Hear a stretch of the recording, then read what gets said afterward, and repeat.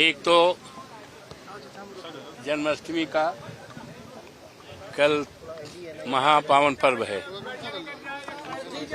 जन्माष्टमी के महान पावन पर्व पर आप सबको हार्दिक बधाई देता हूं और आप सबका अभिनंदन करता हूं, स्वागत करता हूं और आपके प्रति आभार प्रकट करता हूं कि आपने मुझसे बात कर हमारी बात को देश और प्रदेश और सब जगह पहुंचाने के लिए आप आए हो।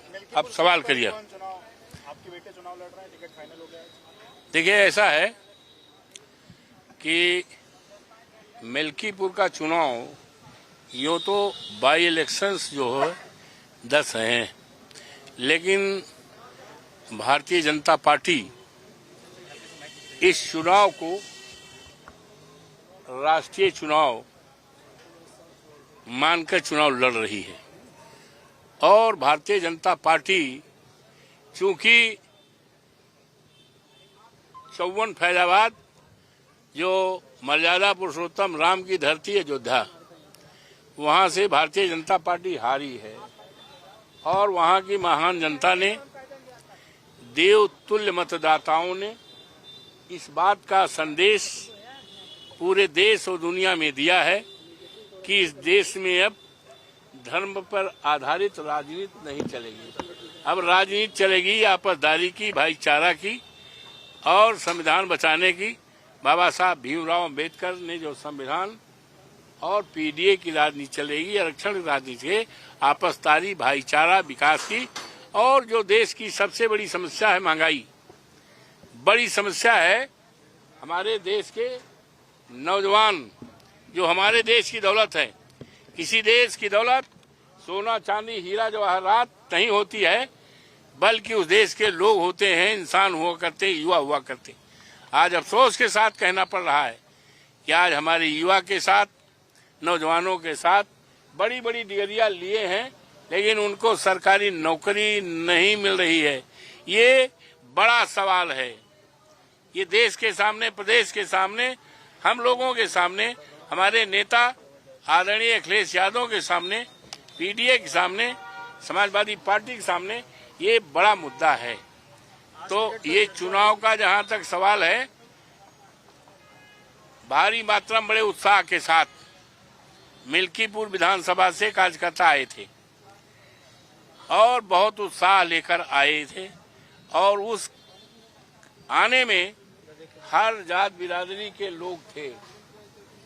माननीय राष्ट्रीय अध्यक्ष जी के विचारों से उनको काफी ऊर्जा मिली है, उत्साह उनका 10 गुना बढ़ गया है और इस चुनाव को ये हमारे प्रदेश के माननीय मुख्यमंत्री जी आदरणीय योगी जी ने अपने हाथ में लिया है।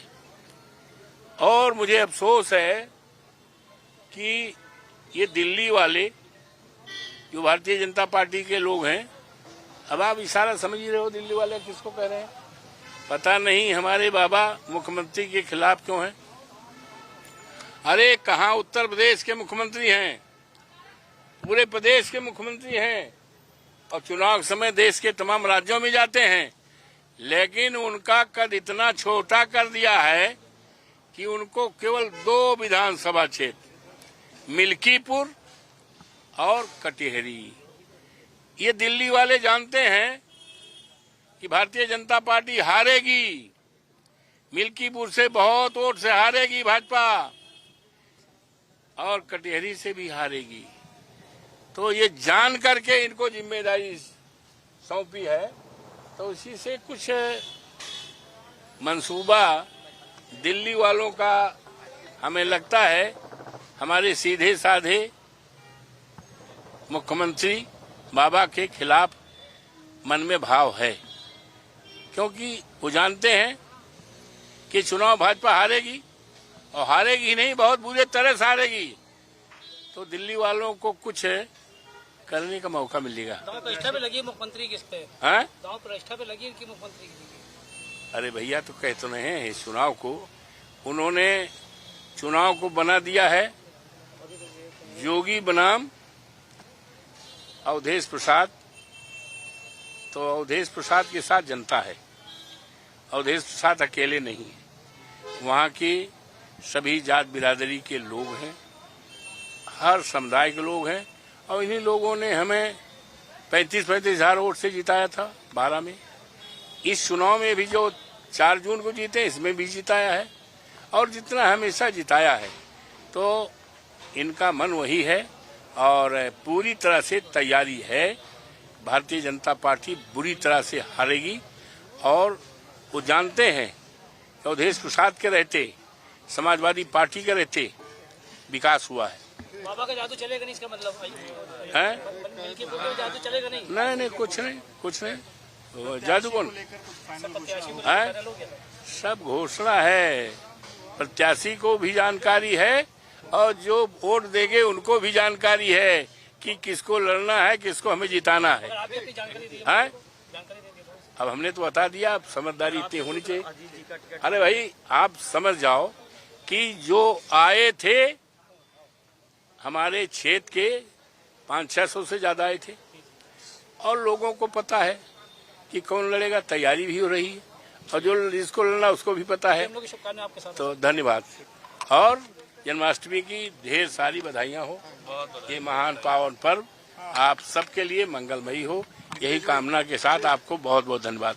केंद्र पर क्या बोले? देखिए, ऐसा है, केंद्र सरकार जो भी लावे, लेकिन केंद्र सरकार के जो हमारे पुराने अनुभव हैं, वो कहते कुछ हैं, करते कुछ हैं। क्या कहा था? भाइयों बहनों, हमारी सरकार बनाओ, 2 करोड़ नौकरी देंगे। क्या 2 करोड़ नौकरी मिली? भाइयों बहनों, हमारी सरकार बनाओ, 100 दिन में महंगाई दूर करेंगे। क्या महंगाई दूर हुई? भाइयों बहनों, हमारी सरकार बनाओ, 15 लाख रुपए खाते में आएगा। क्या आया? भाइयों बहनों, काला धन आएगा, बाहर आ जाएगा। क्या आया? तो उनकी बातों पर हमें क्या, पूरे देश को अब कोई यकीन विश्वास नहीं रह गया, और देश की जनता बदलाव चाहती है।